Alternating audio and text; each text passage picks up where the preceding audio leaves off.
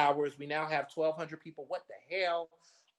And this conversation's been going somewhere. So, Alyssa, you first, and then we're going to go to Tony because I do know you have some input that you want to add to the conversation.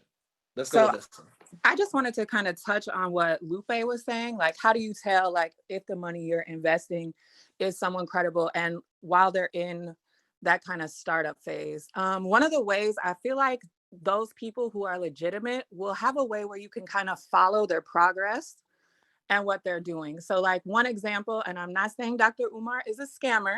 He is. No, he is. No, he is. He has not come out with any type of way that all of these people who have donated all of this money can see what it's going to, you know, there's no like school meeting I'm minutes. Still waiting for that school. Where's the school? Where's the school? Yeah, there's no meeting minutes. There's no real way to trace back what he's doing. There's no live updates. You go to his website, it's leading you directly to PayPal. You can't see anything tangible that is going on. But I do believe there are people who are in the startup phase. They need money, but most of those people are going to try to be transparent and try to show that because they really are doing what they say they're doing. If they're doing what they say they're doing, it's pretty easy for them to provide proof of that. Facts, 100%. So yeah, Ernest, I can tap in. I can tap in as far as I can probably tap in. One, I'm not gonna go through the whole list. This is it actually. So I'm just gonna. Yeah, we gotta be respectful of people's time, and you actually cut somebody who's supposed to be talking. Oh, my apologies. Let me go ahead and mute my mic and let the person go, and maybe I can go after. Maybe. My apologies. All right, Tony. Without further ado, what's up? Hey, how's it going? Definitely appreciate you having this conversation, Ernest. You know, obviously, you know, the topic has been a hot topic for about the past year for me. Mm-hmm. You know, and I think one of the things that I think is important, I seen Jay in here, and it's always what we see, right? You know, it's always somebody attacking, it's going into the victim mode. I put up this post earlier today. You know, when I first had it happen to me, right, when this situation went left with Jay and I, it was a bad business deal, okay?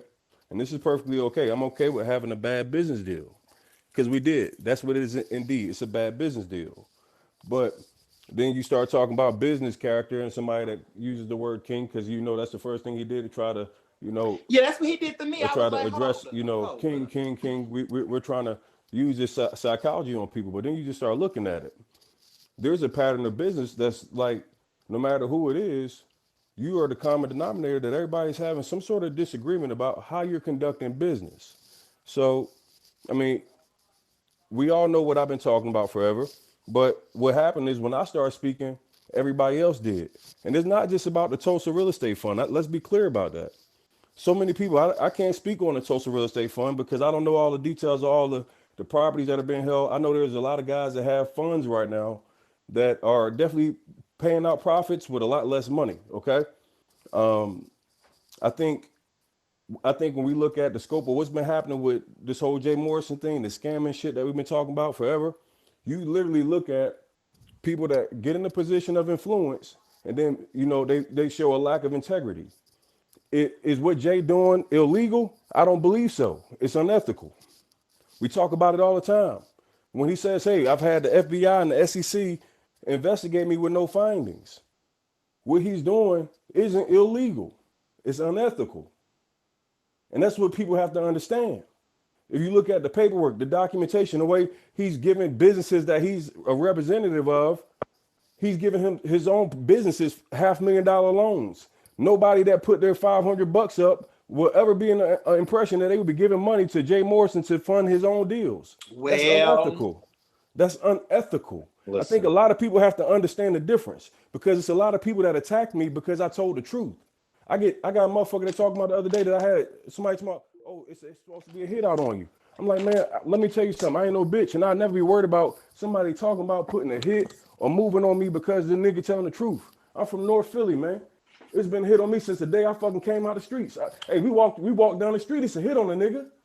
So when people start talking, you got to understand right now, people want to silence truth. Nobody likes the fucking truth.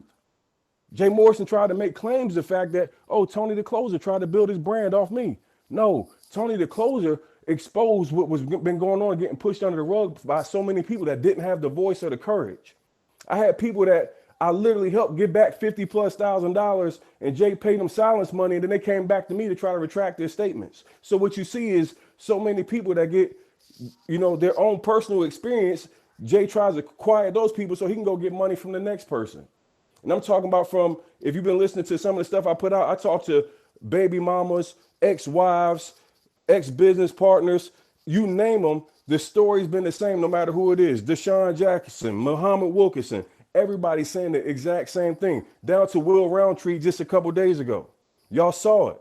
So niggas was calling me a hater and saying I was just this, jumping on Jay Morrison, trying to clout chase and everything else. Where at that time, it was, oh, Tony the Closer's lying, I don't owe him any money. Now, he's on my live the other day. Now it's just a disagreement on how much it truly is. Well, that's what. So let me be clear. Let me say this real quick. And first of all, let me just say that I respect you being, open and transparent and vulnerable, especially after. I mean, in many ways, this dude gets on here and he kind of, try to play it off like it's really nothing. But the one thing I appreciate you saying was about the ethical aspect in it. We now got over 2,400 people in the room.